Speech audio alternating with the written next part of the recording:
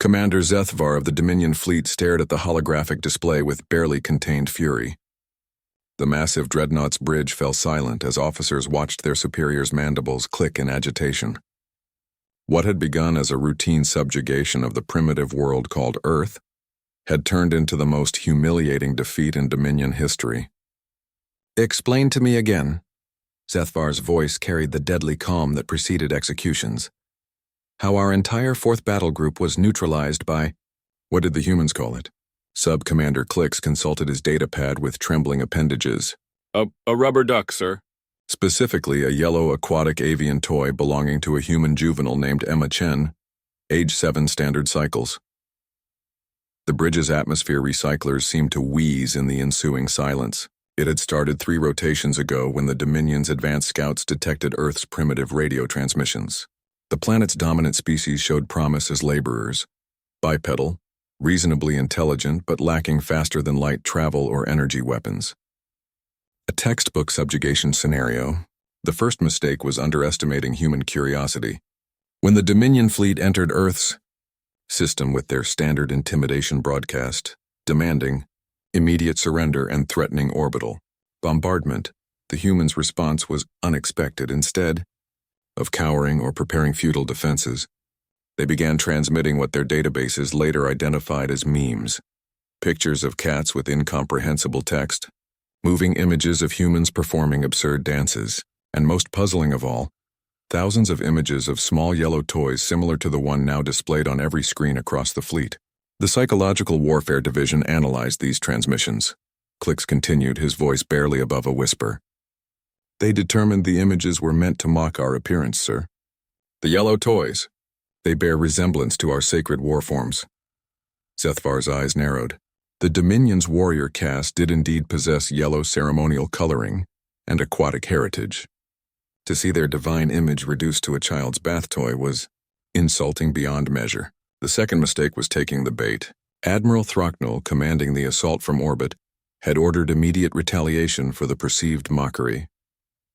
The first bombardment targeted major population centers, expecting the humans to capitulate within hours. They hadn't counted on humanity's greatest strength, the ability to find humor in the face of annihilation. As Dominion Marines landed in what humans called New York, they found the streets eerily quiet. Then, from apartment windows and rooftops came the squeaking.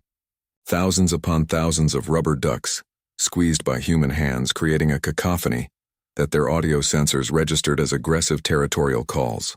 The Marines, trained for combat against energy weapons and projectiles, found themselves psychologically unprepared for an enemy that giggled while under fire. But the real turning point came when 7-year-old Emma Chen emerged from her family's shelter in San Francisco. As Dominion dropships descended, she stood in Union Square clutching her favorite bath toy, a slightly worn yellow duck named Mr. Quackers. The lead dropship's commander, thinking to make an example, trained his ship's main cannon on the small human. But as he prepared to fire, Emma did something that would echo across the galaxy for generations. She laughed. Not the desperate laughter of hysteria, but the pure, joyful sound of a child who found something genuinely funny. She held up her rubber duck and squeezed it once, producing a cheerful squeak that the ship's external microphones picked up clearly. The Dominion Marines inside the dropship froze. In their culture, laughter during combat was the ultimate sign of either insanity or supreme confidence. To their warrior minds, this tiny human was either completely mad or possessed of some terrible hidden power. Emma squeezed the duck again and giggled as if she'd just heard the best joke in the universe. The dropship commander, faced with what he perceived as a fearless enemy combatant, followed protocol and called for immediate reinforcement. Within minutes, half the landing force was converging on Union Square to deal with this high-priority threat. What followed could only be described as a complete breakdown of military discipline. As more Dominion forces arrived, more humans emerged from hiding. Each carried rubber ducks, and each seemed to find the sight of the mighty alien warriors increasingly hilarious. Children pointed and giggled. Adults struggled to contain their laughter. Even elderly humans chuckled as they squeezed their toys. The psychological effect was devastating. Dominion warriors, bred for intimidation and conquest, found their most basic tactics rendered useless. How do you terrify someone who thinks you're adorable? How do you project dominance when your enemy's primary response is to make happy squeaking sounds? The final blow came when Emma, still standing in the center of the square, walked directly up to a towering Dominion battle mech and offered it her rubber duck. "He looks sad," she announced to the world, her words broadcast by every remaining news network. "Maybe Mr. Quackers can cheer him up." The image went viral across human communication networks within seconds. A small girl in a flower print dress trying to comfort a 10-meter-tall war machine by sharing her toy. The mech pilot, completely unprepared for this scenario, actually accepted the offering. Within hours, the absurd scene was being recreated across every battlefield on Earth.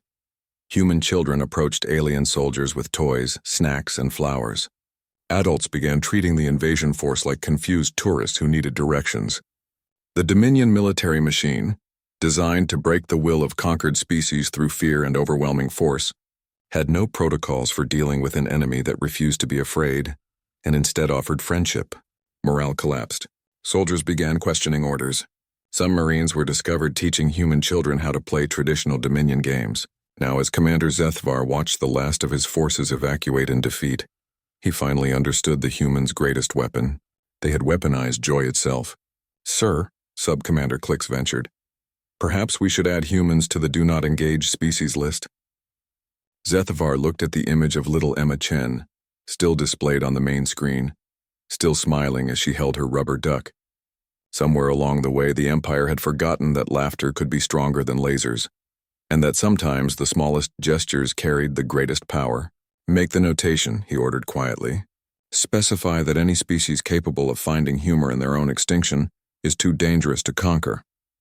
As the Dominion fleet retreated into hyperspace, Earth's children continued playing with their toys, blissfully unaware that a rubber duck named Mr. Quackers had just won humanity its first interstellar war. The Empire had forgotten to laugh, but Earth never would.